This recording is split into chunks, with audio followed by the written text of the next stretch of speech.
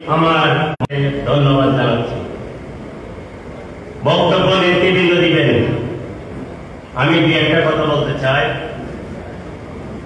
मर्द मुसलमान है, मर्द मुसलमान, मर्द मुसलमान है, मर्द मुसलमान, एक हाथ तलवार है, एक हाथ में कुरान, मर्द मुसलमान है, मर्द मुसलमान। मुसलमान আমাদের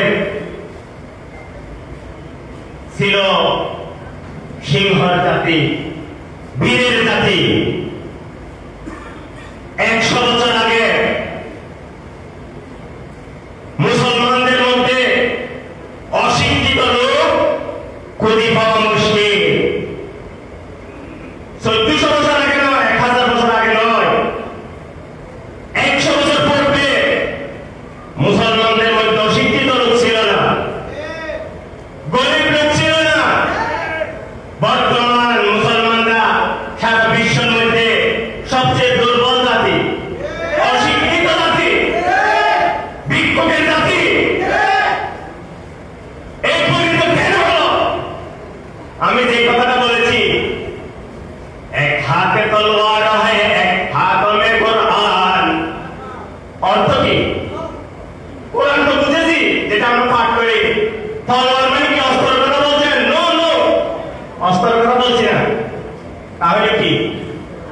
কোরআন মানে হচ্ছে সৎ কাজের আদেশ। কোরআনের অর্থ এক হাতে, আমাদের এক হাতে থাকবে কোরআন। মানুষকে ভালো কাজের দিকে আমরা আহ্বান করবো, নামাজের দিকে ডাকবো, দেশকে নিয়ে যেতে চাইলে এটা বাধা দিব। এটা আমরা কি?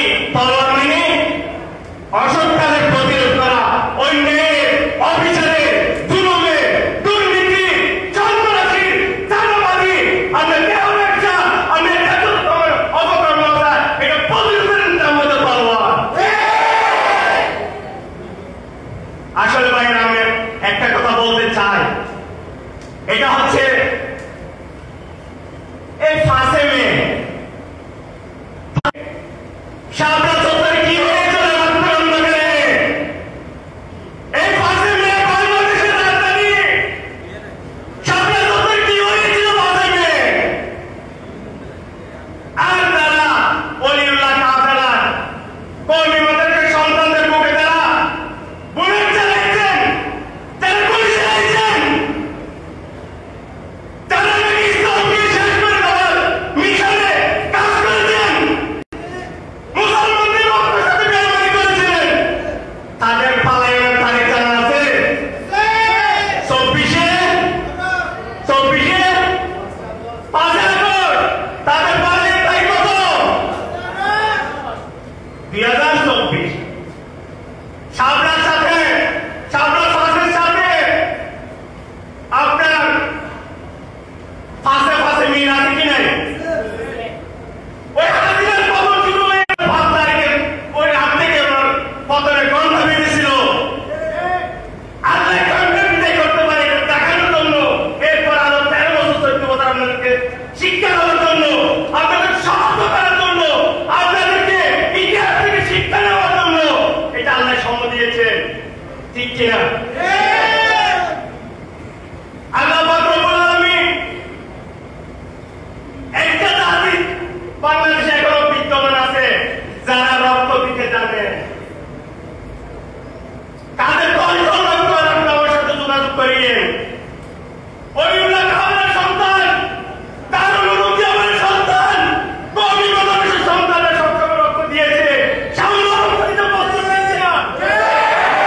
দেশের স্বাধীনতা দিয়ে আমরা হাজিরাকে দাঁড়াই নাই।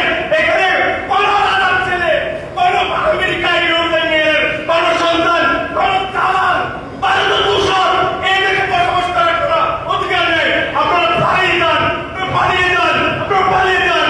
এই মাঠে আমাদের জন্মসূত্র, আপনার সবাই দেশের মালিক, জন্মসূত্র আপনারা এই দেশের মালিক। সেই ছেলে এই দেশে জন্মগ্রহণ করতে পতাকার মালিক। ঠিক কিনা? এখন লাল সবুজ পতাকা নিয়ে ষড়যন্ত্র শুরু হয়েছে। কি ষড়যন্ত্র? কি ষড়যন্ত্র? 71 দেশ স্বাধীন হয়েছে, 24 আমরা এখানে স্বাধীনতা রক্ষা করেছি। ছিলাম, গ্যাস আমার পেটের মধ্যে অনেক গ্যাস আছে, তো মুখ সব নষ্ট হয়ে গেছে, গ্যাস খেতে খেতে একটি মুখে ছিল